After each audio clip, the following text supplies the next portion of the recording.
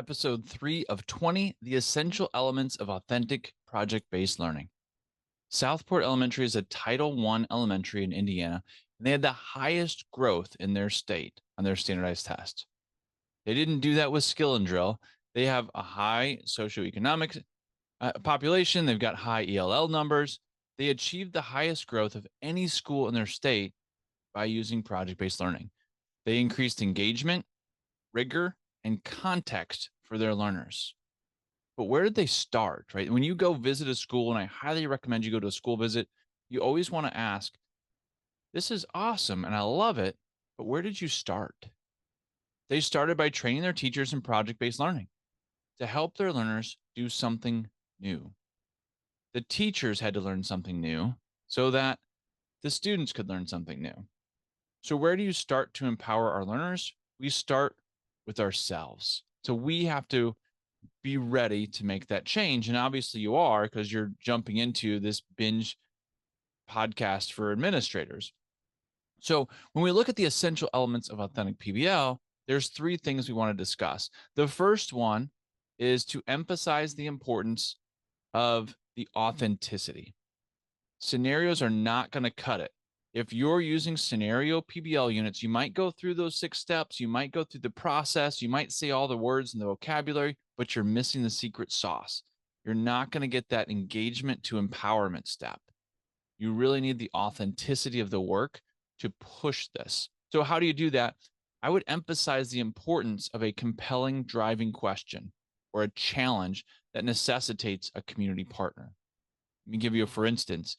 At Southport Elementary, they could have done the Entrepreneur Day, right? So kids come up with something to sell and they build it, and parents come in and the parents buy the stuff from their kids. And sometimes they buy the stuff from their kids' friends, right? And the kids learn some entrepreneurial skills.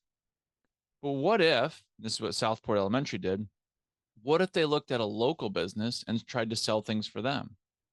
In fact, in their area, there was a nonprofit, and the nonprofit worked with individuals that had intellectual disabilities, and those individuals were selling things that they had made.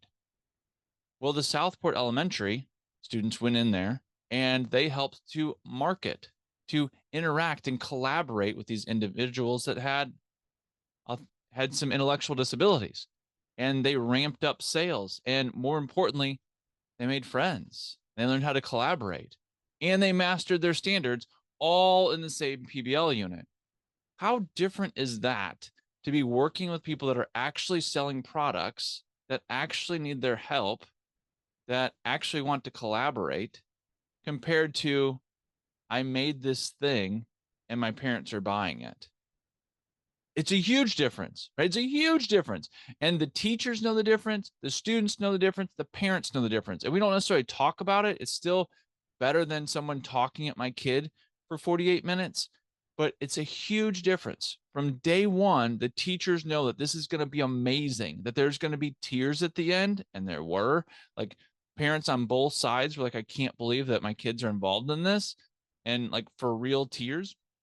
And they knew from day one that this was going to be authentic and it was going to matter in the real world. It was going to matter to people. So from day one, there's a whole different vibe. In psychology, we call it attunement. When you can pick up that kind of feeling or energy that I have when we're in the same room, when the teacher starts and knows that this is going to be epic because there's a community partner involved and it's real work, the students pick up on that. Again, the parents pick up on that. The community partner picks up on that. This is something different. So the authenticity is really important. And if you've got a driving question, a central question that's up on a board as you're walking through a teacher's room or you're discussing something, and it doesn't necessitate a community partner, like you could do this without a community partner, then it might not be authentic, right? If you could do that work that Southport Elementary did without that community partner, but then you have the traditional Entrepreneur Day where we make something and sell it. You're missing the secret sauce. So when there's a driving question or essential question, it should necessitate, I've got to have a community partner to pull this off. That's when you know it's really authentic. We also want to talk about the second thing is we want to discuss how authenticity and sustained inquiry are key to engaging students deeply. The authenticity of the work gets me engaged and has me lean in. And then we're going to tackle this problem for 4 to 6 weeks. So we have this sustained inquiry, this sustained leaning in of how are we going to solve this problem? Are we going to be able to pull this off by the deadline? We have to present in 4 weeks, and I don't know if I'm ready.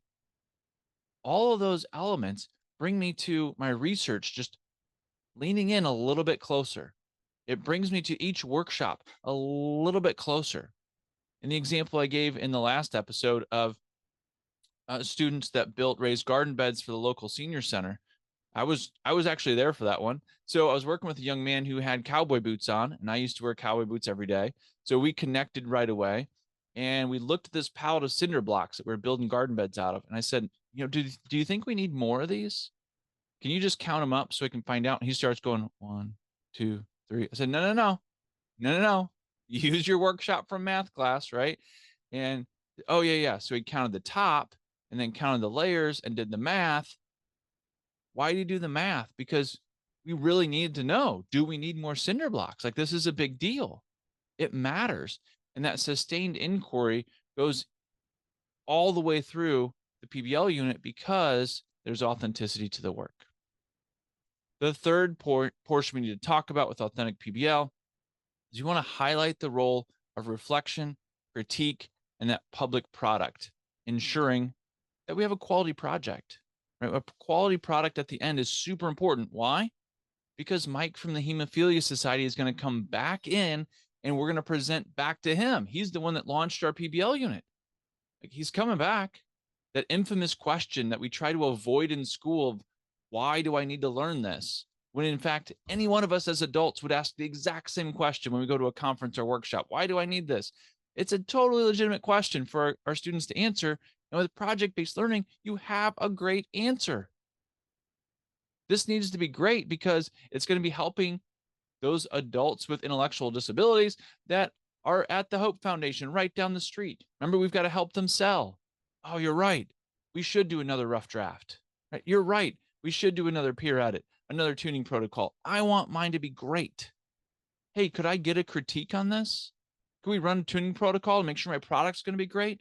Those are legitimate statements that actually happen in PBL classrooms because they want their final product to be awesome because they're presenting it publicly. Not because they're scared to look silly, but because they're excited to do well. There's a huge difference there. The authenticity of the project-based learning that you bring to your school is paramount. Paramount. It is one of the most important things.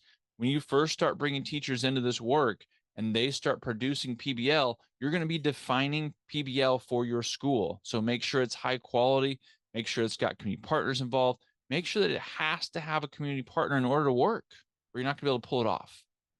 Authentic PBL is one place where we get really excited here at Magnify Learning. I think more excited than any other PBL organization in the country because we see that's really the secret sauce. The steps are there to help us stay in line to make sure that your project that's authentic doesn't get off the rails and that learners know where they're at and teachers know where they're at. I love it. I love the vocabulary. I love the processes, but the authenticity, that's where you start to change classrooms, schools, and lives. It's exciting. All right, so if you already have the PBL tools from whatispbl.com, you're going to love the weekly administrator newsletter. Every single week, we give you the latest resources to help you transform your school. It's specifically designed for you, the administrator. We give you a blog, a podcast episode, or a YouTube video. All three are on there, so you just pick what you want. We want to hit whatever your favorite way is to learn. So where do you start? You've got a great big vision, but you have to crawl before you run. So tap the next episode to figure out where you start.